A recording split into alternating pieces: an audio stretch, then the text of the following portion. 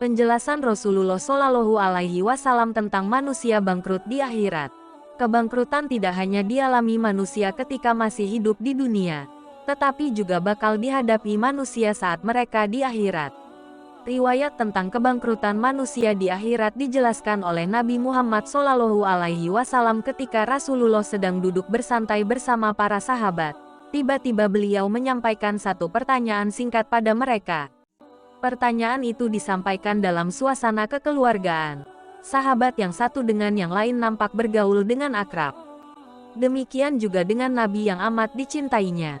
Nabi Muhammad bertanya pada mereka, "Tahukah kalian, siapakah orang yang mengalami bangkrut berat di antara kalian?" Para sahabat menjawab pertanyaan Nabi. Mereka adalah orang yang tidak memiliki suatu harta apapun. Hadis riwayat Muslim, nomor 2581. Para sahabat menjawab apa adanya terhadap pertanyaan Nabi, bahwa orang yang pailit bangkrut berat adalah mereka yang tidak memiliki apa-apa. Bahkan mereka yang memiliki uang karena usaha-usahanya terus-menerus rugi. Nabi selanjutnya meluruskan pendapat mereka, bahwa bangkrut yang disebutkan di atas, baru tergolong bangkrut biasa bukan bangkrut berat. Nabi menjelaskan, orang yang menderita bangkrut berat dari umatku adalah orang yang dibangkitkan di hari kemudian dengan membanggakan amal ibadahnya yang banyak. Ia datang dengan membawa pahala salatnya yang begitu besar, pahala puasa, pahala zakat, sedekah, amal dan sebagainya. Tetapi kemudian datang pula menyertai orang itu, orang yang dulu pernah dicaci maki, pernah dituduh berbuat jahat, orang yang hartanya pernah dimakan olehnya, orang yang pernah ditumpahkan darahnya. Semua mereka yang dianiaya orang tersebut, dibagikan amal-amal kebaikannya, sehingga amal kebaikannya habis. Setelah amal kebaikannya habis, maka diambillah dosa dan kesalahan dari orang-orang yang pernah dianiaya, kemudian dilemparkan kepadanya kemudian dicampakkannya orang itu ke dalam neraka. Hadis riwayat Muslim, nomor 2581.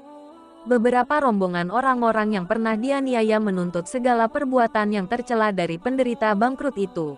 Maka diambillah pahala orang itu untuk menutup kesalahan-kesalahan yang pernah dilakukannya dulu ketika hidup di dunia. Demikian banyaknya kesalahan dan dosa yang ia lakukan terhadap orang lain, sehingga balasan pahalanya habis sama sekali. Setelah balasan pahala itu habis, masih banyak berdatangan orang-orang menuntut kepadanya.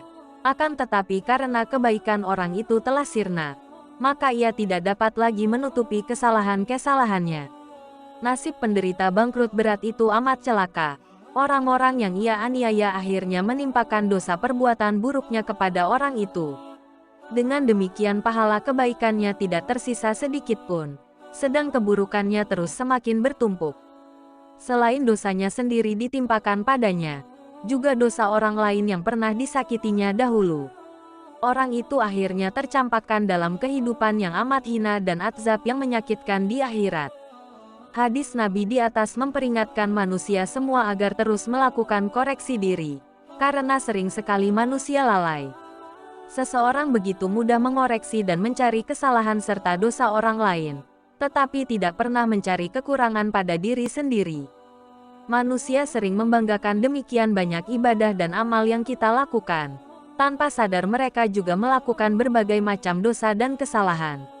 Manusia sering tidak menyadari bahwa perbuatan yang dilakukannya itu seperti menyakiti orang lain, menganiaya, menipu dan menyulitkan terhadap sesamanya. Semoga kita semua terhindar dari segala kebangkrutan baik di dunia maupun di akhirat dan semoga Allah senantiasa memberi hidayah serta rahmat-Nya agar kita senantiasa menjadi orang-orang yang beruntung. Amin.